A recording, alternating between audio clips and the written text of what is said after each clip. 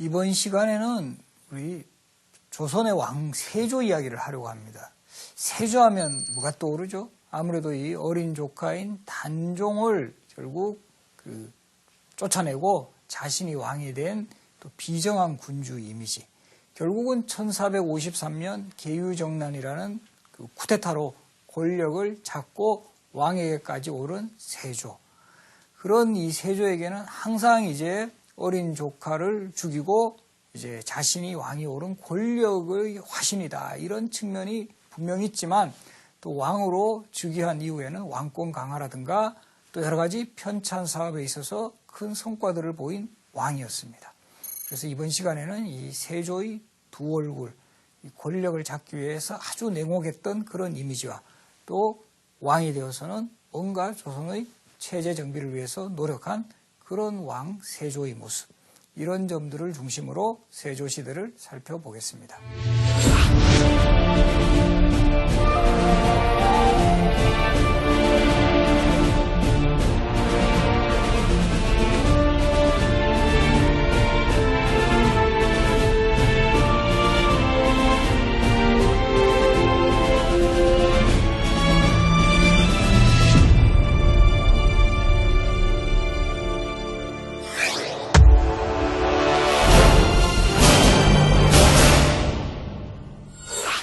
세조하면은 항상 빠질 수 없는 인물이 바로 어린 조카 단종입니다.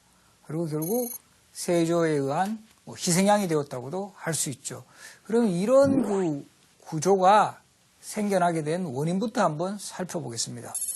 사실 세종은 상당히 능력 있는 왕이었고 그 세종의 뒤를 이었던 왕세자 문종 역시 능력 있는 인물이었습니다. 그래서 아버지 세종이 돌아가신 이후에 왕위를 계승한 후에도 세종대의 업적을 그대로 이어서 문종 역시 나름대로 이런 정치적 영향을 펼칠 수 있는 그런 능력은 분명히 갖추고 있었습니다. 그러나 안타까웠던 것은 문종은 젊은 시절부터 조금 병치레가 잦았고 그 병약했던 이유로 일찍 승하를 하게 됩니다. 그리고 그 문종의 뒤를 이어서는 바로 이 어린 아들 단종이 12살의 나이로 왕위에 오릅니다. 이것이 한편으로 보면 조선 왕실의 어떤 비극을 잉태하는 싹이 되었습니다. 이것도 보면 정말 역사의 아이러니인데요. 조선의 역대 왕들은 원래 장자 상속이 원칙이에요. 그럼에도 불구하고 이 문종이 왕위에 오르기까지 장자가 왕이 된 사례는 없었습니다.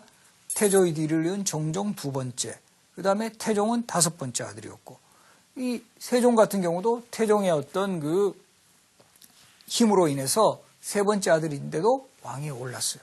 정말 오래간만에 문종이 적장자로서 왕위에 올랐고, 그 뒤를 이어서 연속해서 단종이 적장자로서 왕위에 오름으로써 왕실에서 어떻게 보면 경사인데 결과적으로는 적장자 컴플렉스가 계속되는 겁니다.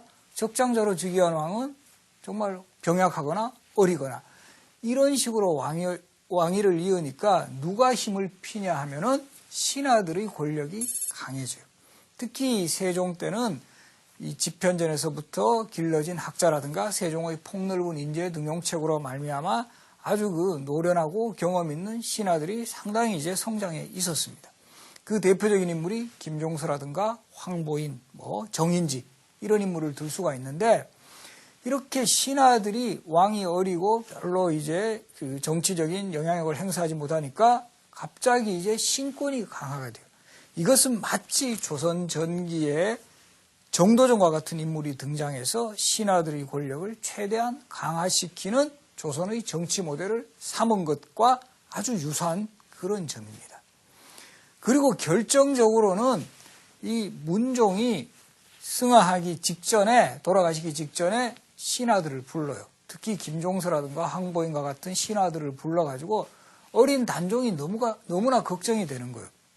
어린 단종이 너무나 걱정이 되어가지고 이 당신같이 경험 많은 신하들이 우리 단종을 정말 잘 보필해 주시오라는 유언을 남겨요.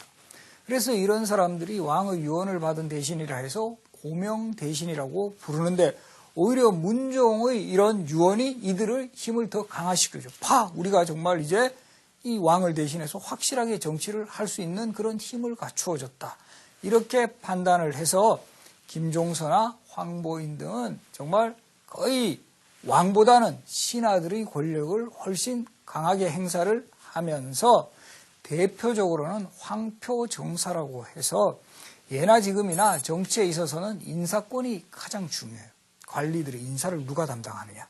그래서 이 황표정사라는 것은 원래 관리를 임명할 때는 보통 3망을 해요. 3망. 3명의 명단을 올리거든요. 올리면 그중에서 최종적으로 한 명에게 동그라미를 쳐서 낙점을 하는데 소위 이때 황표정사라는 것은 미리 김종서나 황보인과 같은 신하들이 관리들의 자기들이 선호하는 인물에게 노란색으로 표시를 해요. 그래서 노란색의 표시다 해서 황표라고 하는데 노란색으로 표시를 하면 왕이 떡 보고 그냥 그대로 하니까 실질적인 인사권은 왕에게서 나오는 게 아니라 신하에게서 나오는 거죠.